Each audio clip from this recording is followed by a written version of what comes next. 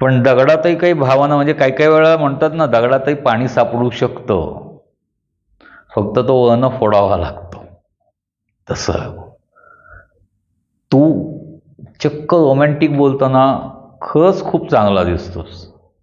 कायम हे असे वटारलेले डोळे, रागाचा आविर्भाव, कपाळावर आठ्या, चौकीपुरतंच ठेवत जा.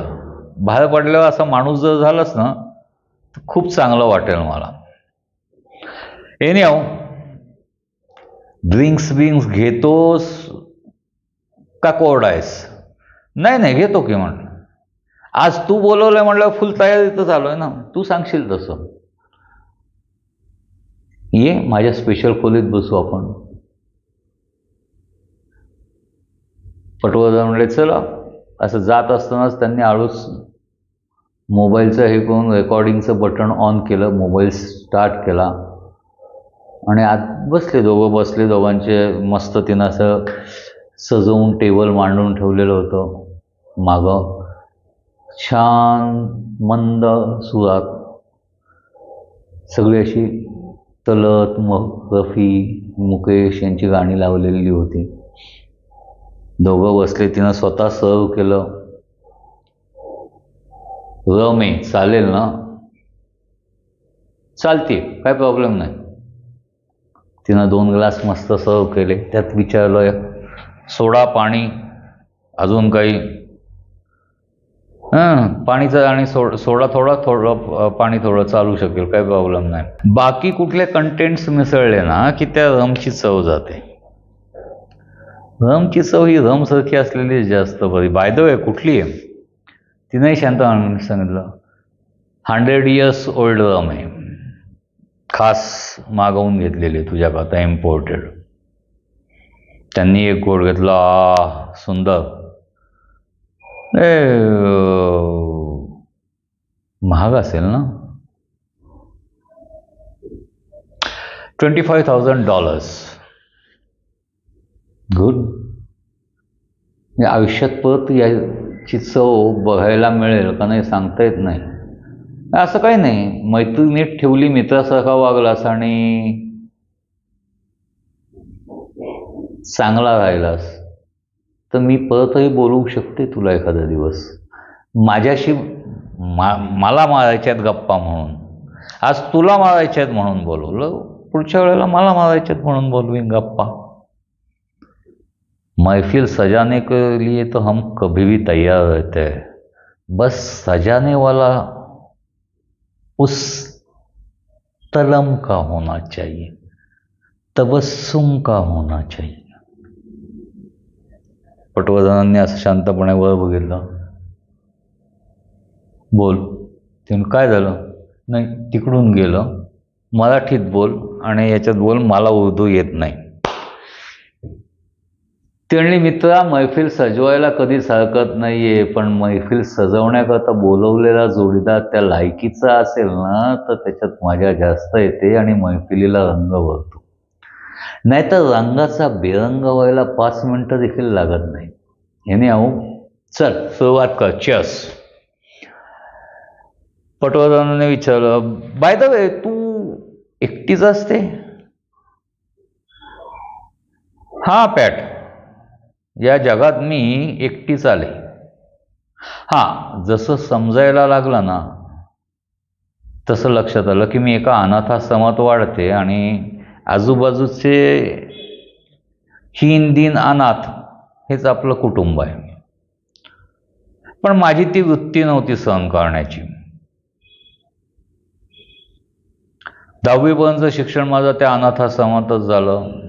10वी नंतर आम्ही त्यावेळेपर्यंत जे काय स्वकमाईतनं, म्हणजे छोटी मोठी कामं करून जे काय पैसे कमवलेले असतील ते कमावून झाल्यानंतर वयाच्या 16व्या वर्षी मला जागा सोडून, म्हणजे अनाथाश्रम सोडून बाहेर पडायची वेळ आली.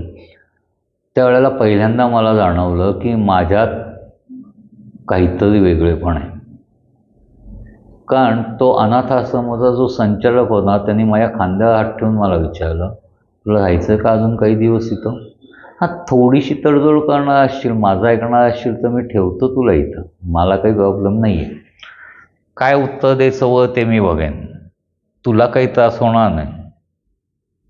पण जसं मी तुझ्याकरता एवढं सगळं करणार म्हणलं, तू माझ्याकरता काहीतरी केलं पाहिजे ना. बघ,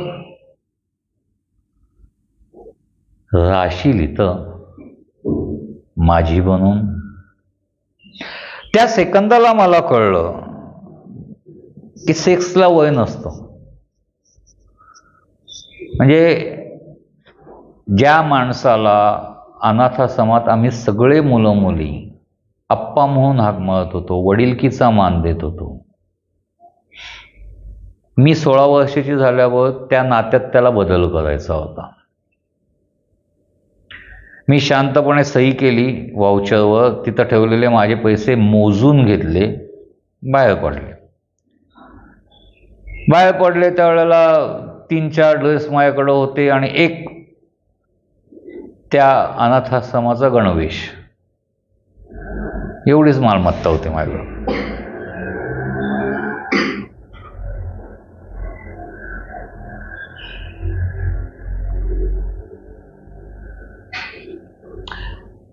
आणि एक अनाथाश्रमाचा गणवेश, एवढीच मालमत्ता होती माझ्याकडं. सुदैवाने हे सगळं घडायच्या आधी माझं 11वीची ॲडमिशन कॉलेजमध्ये झालेली होती.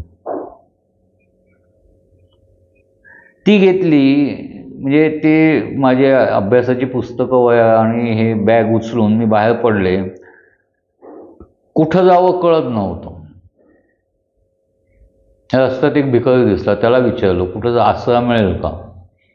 त्याने सांगितलं पलीकडं गण्या दादाची झोपडपट्टी, तिथं जाऊन एक खोपटं माग, पण त्याला भाडं भरावं लागतं, डिपॉझिट पण द्यावं लागतं. मी गेले गण्या दादाकडं, त्याला सांगितलं बाबा अशी अशी परिस्थिती आहे, मी आता कॉलेजबरोबर काहीतरी काम शोधून नोकरी करेन, आत्तापर्यंत केलेल्या कामाचे मला जो मोबदला मिळेल त्यातनं तुला 1 महिन्याचं भाडं देते, पुढच्या महिन्यात भाडं आणि जमलं तर डिपॉझिटचा थोडासा हिस्सा देईन. त्याला काय वाटलं माहीत नाही, किंवा कदाचित त्याच्याकडं बराच काळ 2-4 खोल्या पडून होत्या, त्या जातच नव्हत्या, म्हणून त्यांनी मला देऊन टाकली एक खोली. 8x8चं खोपटंच होतं ते, पत्र्याची खोली होती, पण कमीत कमी अब्रू झाकता येईल एवढा आडोसा त्या खोलीच्या मध्ये तेवढी ताकद निश्चित होती. मी माझी बॅग टाकली, हे केलं, बाहेर पडल्यानंतर एका बागेत जाऊन बसले विचार करत की मला काय करता येईल आता. कारण आत्ताच 10वी झालेली आहे, कुठं नोकरी करायची म्हणलं तर आप्पांसारखी माणसं भेटूच शकतात, मग काय करायचं. दुसऱ्या दिवशी कॉलेजला गेले. कॉलेजमध्ये गेलेल्या असताना तर एका मुलीला शिक्षक ओरडत होते आणि ती रडत होती.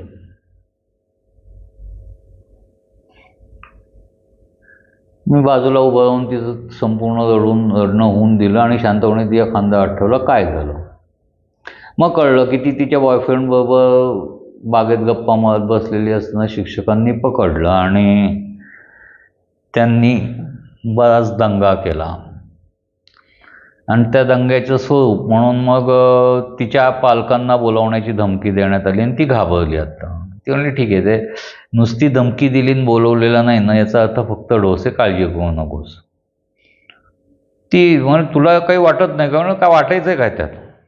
एनिहाऊ तुला फक्त तुझ्या बॉयफ्रेंड बरोबर प्रायव्हेट टाईम काढायला पैसे, हे वेळ हवा आहे, ओके दे 500 रुपये. ती मुलगी गोंधळली, पण तिनं काढली 500 रुपये, तिच्या हातावर ठेवलं आणि सांगितलं काय, हा माझा पत्ता, ही माझी खोली आहे, त्या खोलीत 4x4च्या जागेत पडदा टाकलेला आहे, मी पलीकडच्या पडद्यावर मध्ये अभ्यास करतो, तू इकडं तुझ्या बॉयफ्रेंड बरोबर गप्पा मारू शकतेस. हां, काही आक्षेपार्ह करताना तुला पकडलं तर प्रत्येक वेळेचा दंड वेगळा असेल. ती खुदकन हसली, ओके म्हणली. एनिहाऊ मला कळलं की मला उत्पन्न या खोलीपासूनही मिळू शकतं, जे गण्यादादाला कधीच कळलं नाही. मी कायम त्याला सांगितलं की नाही, मी क्लासेस घेते, माझ्याकडे विद्यार्थी विद्यार्थिनी येतात, एका वेळेला खोली लहान आहे त्यामुळे मी एका वेळेला 2 ते 3 जणांचीच बॅच घेते.